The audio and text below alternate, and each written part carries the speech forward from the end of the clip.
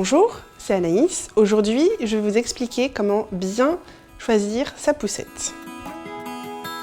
La première question que vous devez vous poser quand vous devez acheter une poussette, c'est quelle va être votre utilisation au quotidien. Est-ce que vous habitez dans un appartement? Est-ce que vous habitez dans une maison? Est-ce que vous avez un ascenseur? Est-ce que vous avez des marches à gravir tous les jours? La deuxième chose importante à prendre en compte, c'est que la poussette idéale n'existe pas. Donc il va falloir faire des concessions. Ce que je vous conseille, c'est de faire une liste des choses qui sont importantes pour vous. Par exemple, est-ce que c'est important que votre poussette soit maniable? Est-ce que c'est important que votre poussette rentre dans le coffre de votre Austin Mini?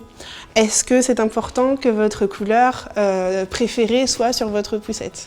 Toutes ces questions-là, il va falloir les lister et faire un tri pour savoir quelle est la poussette qui correspond le plus à vos attentes. Intéressons-nous à la bête. Ceci est une poussette. Je ne vous apprends rien. On va s'intéresser aux détails. D'abord, les roues. Il en existe de plein de sortes différents. La chose sur laquelle je vous invite à faire attention, ce sont sur les suspensions. C'est important pour vous, pour votre maniabilité, mais c'est important aussi pour le confort du bébé. Ensuite, vous avez le châssis, qu'on va retrouver sur toutes les poussettes.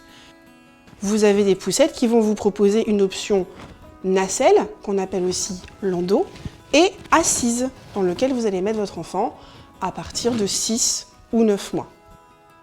Vous avez la possibilité, par exemple, d'avoir un guidon qui se règle en hauteur en fonction de la taille des parents.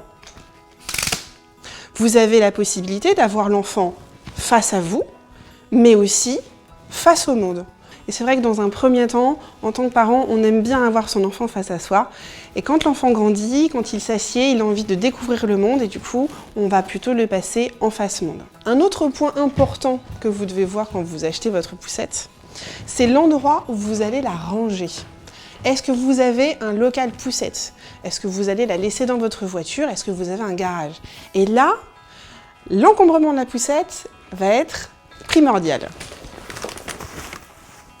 Enfin, le dernier conseil que je peux vous donner, c'est de vous interroger sur la vraie utilité de votre poussette. Parfois, elle n'est pas nécessaire. Un bon porte-bébé premier âge et une poussette deuxième âge sont amplement suffisants. Merci beaucoup de nous avoir suivis, j'espère que mes conseils vous ont été utiles. Je vous invite à vous abonner à la chaîne Doctissimo Maman et à très bientôt pour de nouvelles vidéos.